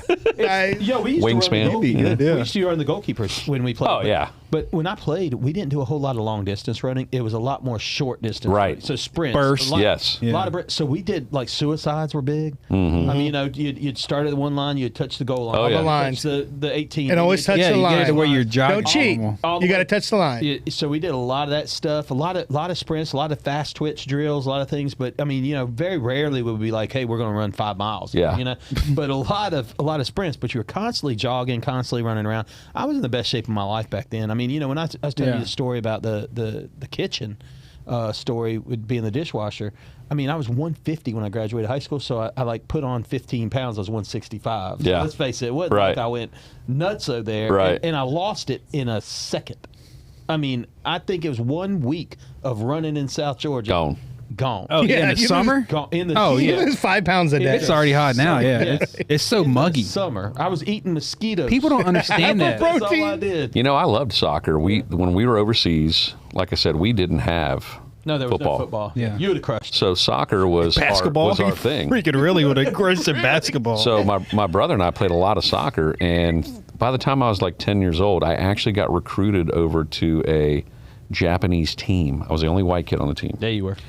Got to go to DEI. the mainland of DEI. Japan DEI. and play over there with those guys. DEI. Oh, it was incredible. I mean, but you want to talk about getting punished. Yeah. Like you had a target. They would slap you on your head. Like, you messed something up. Like they would They just beat you. Hey, they like, nutmeg you. They had to do That it. is- So they It didn't jumped matter. up and Such a slapped? different- you had to bend down, bow. Oh, yeah. get beat. And then for you get messing up. slapped. Oh yeah, Okay. it's killer.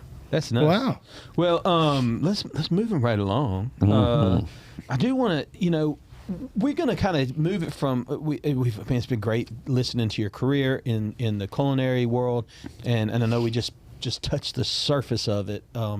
And then talking about your beautiful fiance and that coming up, and I'm stoked about that. Next. Hey, where are we doing next the in your bachelor life. trip to, man? So I keep getting asked, so Yeah. I'll let y'all put it together. yeah. Stan, Greece. I mean, what? Yeah. Greece, Costa Rica. Italy Costa food. Rica. Costa Rica would be pretty sick. Fishing in Costa Rica would be pretty sick. Yeah. That's like the.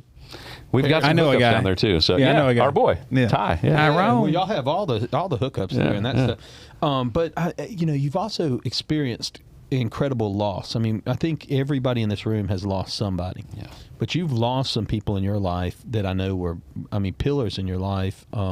You lost your dad, and you've also lost your brother. Mm-hmm. Did you lose your brother? Was lost first, and then your dad, or My dad, and then 1 year later, my brother, 1 my year younger later? brother. Yeah. And how did your dad?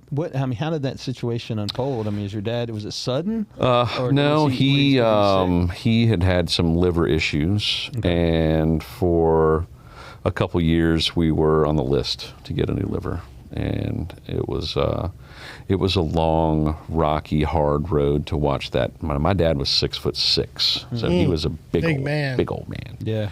And to see that guy transform from this just the statue, Yeah. the man of all men, and get down to his lowest of lows on his health and his issues and his problems was really, really hard for me, and really hard on my mom. My mom and dad my mom married my dad when she was 17 years old. They had to sign a piece of paper to say you're married. Yeah. She had me when she was 20. Interestingly enough, Yeah. they think Goliath was probably like David, and Goliath was probably around that. Yeah, I 6 saw- foot yeah. tall. Yeah. Big dude. Yeah. Mm-hmm. So to watch him, 57 years old is when he passed. Oh. Damn. And, So what Danielle's dad was. this is 2018, not even a year or two after it, I don't care who you are. You need your dad. Yeah. Your dad is your mentor, your guy, especially as a man yourself. Like, you really lean back on what your dad thinks. You always ask, Dad, if I'm going to make this path or this choice, what do you think? Help me, help me, help me. And to lose that connection, that person, was really hard on me. Yeah. I mean, it was the hardest, nightmare after nightmare after nightmare for the first couple years of it. And, I think once I'd gotten my deal with Shunk Gully, Yeah.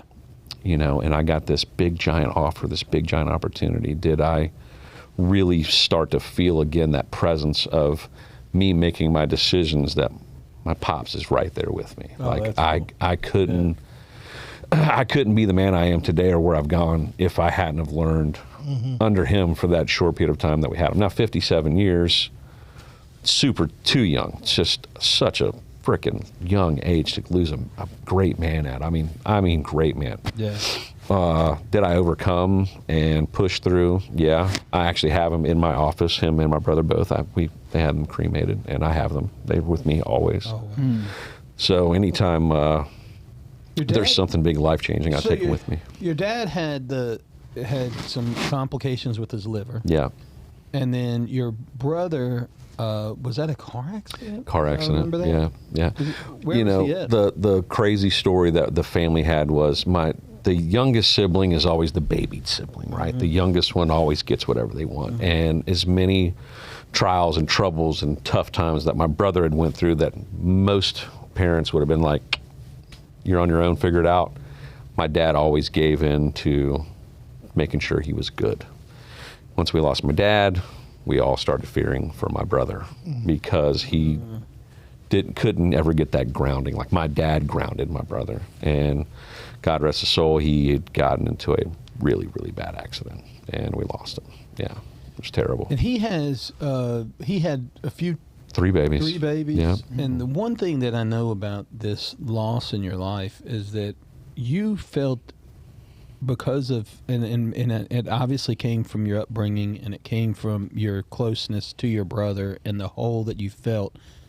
But what I know about you is that you really have stepped up in being a part of his children's lives Yeah. more. What caused you to do that?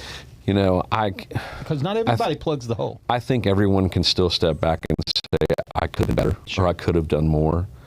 I definitely think I could have done more. I still every day want to do more for them as much as I possibly can. Yeah. The hardest thing ever is those kids saw their granddaddy die. Yeah.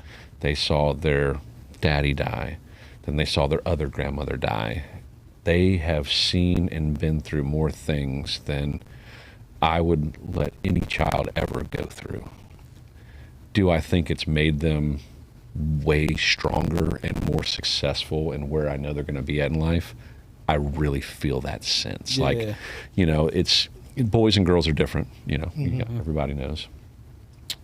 My niece has struggled a lot with her situation and dealing with the struggles of mom and dad not really being there and being, I felt like these kids lived out of suitcases for 4 or 5 years of their life. It was so tragic for them.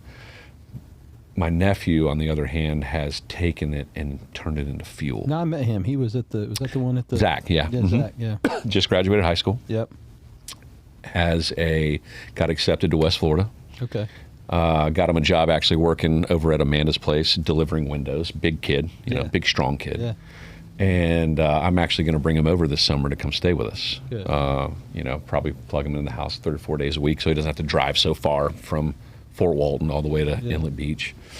And it's a godsend for children. People always ask me, so you guys going to have kids now, you and Amanda? I'm 42, she's 46. We have wonderful dogs. Yeah. And we have all these other nieces and nephews and kids that we really put a lot of time into and love and take care of that.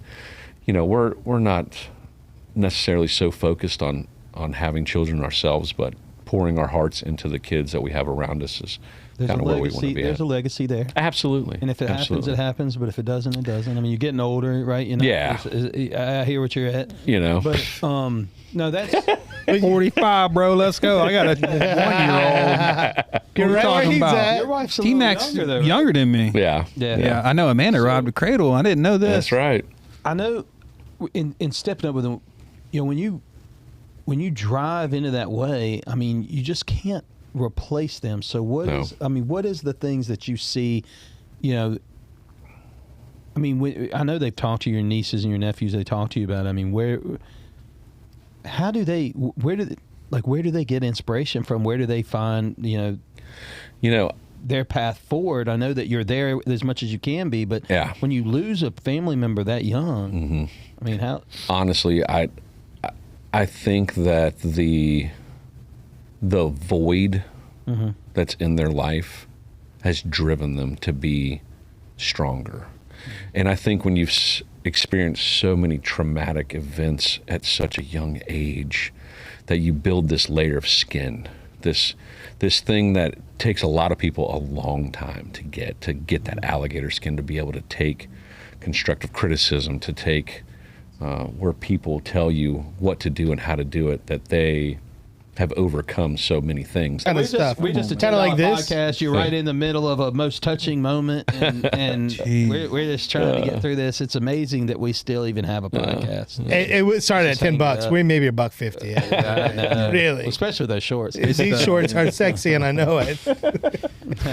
No, I think I think he wore those shorts. I think all the people around them, family, friends, that have been there for them and pushed them, to be strong-willed. It's for me to lose my dad 8 years ago, and for them to lose their dad 7 right after 7 years years later. ago, Yeah. young. Yeah. You can empathize with them. You know what that feels like. I Zach had already experienced death with my grandparents, Yeah. and aunts and uncles, and people that were old. But to lose at such a young age, and how traumatic and how changing everything can be for them. How old was your brother?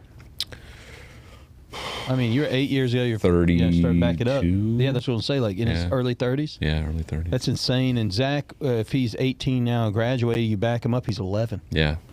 So that's been awesome. That's You've stepped up and Look, like I said, you've got a great family and been too, though. family. Family's family. And- I definitely, if I could go back and change some things, I think that if that career field and those things that were taking up so much of my time.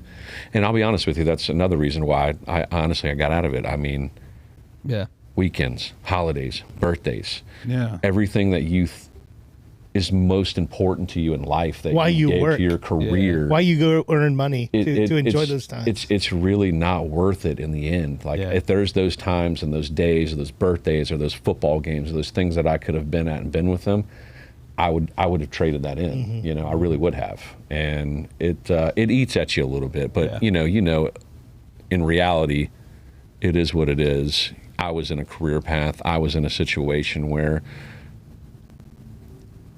you know, my things for me, it sounds selfish at the end of the day. You know, like I really want to give more than I can now. So the opportunities I've got now to be around Zach so much, and, you know, Bella just got back, and I have another younger nephew. He's 8 years old, Caleb. You know, I'm the weekend uncle, go fishing and hang out and spend this time and try to teach him some things, you know, and, you know, he doesn't remember a lot about his dad. Yeah, but the fact that you live close to them, I mean, I know plenty of aunts and uncles that are around that, you know, they see their nieces and nephews on significant things like birthdays, things of that nature. But I know about you is that you're like, hey, I've got to spend time with my niece. I've got to spend time with my nephew. Yeah. And that's something that's really important. One thing that I want to share is, and this is one of my favorite scripture verses, is it's been everywhere, and I think we can probably throw it up on the screen here. But it's Psalms 23. And, you know, I used to have to learn it when I was in elementary school, and I had memorized, but it's one of my favorite. And it reads like this. It says, "The Lord is my shepherd, I shall not want. He makes me lie down in green pastures. He leads me beside still waters. He restores my soul. He leads me in paths of righteousness for his name's sake. And even though I walk through the valley of the shadow of death, I will fear no evil, for you are with me. Your rod and your staff, they comfort me. You prepare a table before me in the presence of my enemies. You anoint my head with oil. My cup overflows. And surely, surely goodness and mercy shall follow me all the days of my life. And I shall dwell in the house of the Lord forever." That's right. And I mean, that is such a comforting verse, especially when you understand that David wrote this when he was at odds with his son Absalom. And his son was coming to overtake the throne. And David wrote this in a time of real strife and death, and he ends up having a battle with him and overtakes him, and his son's killed. Yeah. And then he has to mourn his son. So he kind of understands it. So when you understand why, when he wrote this, that he still knew that his father was with him. And we talked about the Beatitudes, and you know, blessed are those that mourn. Yeah, that's right. For they shall be comforted. That's right. Is Matthew 5:4. Amen. And so it's just the brokenhearted is where I believe my Savior lives. Yeah. And so, I know you've leaned into your faith, and I know I hope that your nieces and nephews lean into their faith as well, because that's where we get our hope from. Absolutely. Yeah, that's where we get our hope from. Absolutely. You know, I would tell you to say, what is it that you can do? Perfect. Yeah. So I would ask you, the last question I'd ask is, what would you tell your 25-year-old self looking back now? Oh, man. However, again, he's kind of answered this along the way. I already threw that one out there. He kind of answered this along the way. Now, already. You know, I in the career and what we're here talking about, definitely would be humbleness, buy Bitcoin. That's the freaking best one. That's the best answer anybody's ever said. I would have told my kids to buy Bitcoin. 2008. Oh my God. And definitely to check your ego at the door, for sure. So good. I think it makes all the difference in the world for people that can really be a better leader. Well, T-Mac, I just want to tell you, it's a pleasure being your friend. I'm so thankful that you're in my life. I think this pod has been really good despite all of our technical difficulties. What you talking about? which the folks on the online world ain't gonna see. That's right. But they weren't that bad. We got through this all right. But man, it's really been an incredible time to have you on the show. Thank you. I really am so thankful for your friendship. I'm thankful for who you are. I know that this community and this world is left a better place because you're in it. Thank you. And I'm really thankful for you. But this is a section I like to say, listen up, kids. And I know I just read that Psalm of David, Psalm 23, and it's so good. And it starts out, the Lord is my shepherd. I have all I need. So this is a different version. This is one that I really like, and I want to read it to you as my section. It says, the Lord is my shepherd. I have all that I need. He lets me rest in green meadows. He leads me beside peaceful streams. He renews my strength.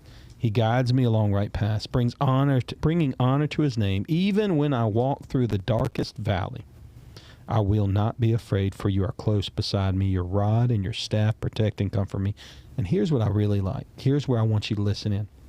Because T-Mac is a culinary expert, and he talks about even how my wife, when she makes these food, she's an incredible chef, and she puts out a feast. So when David writes this, he says, you prepare a feast for me in the presence of my enemies. And that's strong, folks. That's the Savior we have, and I want you to lean into that Savior that prepares a feast for you even when you feel like you're in a battle of your life. Yeah. And that can get you through. I mean, or not. I mean, what the hell do I know? Wow. What the hell do I know? I'm just JB, middle-aged dad with ADD. Candid combos, jokes so lame, jabronis pulling a poker face. Just a couple of dudes with ADD. What the hell do I know? With JB.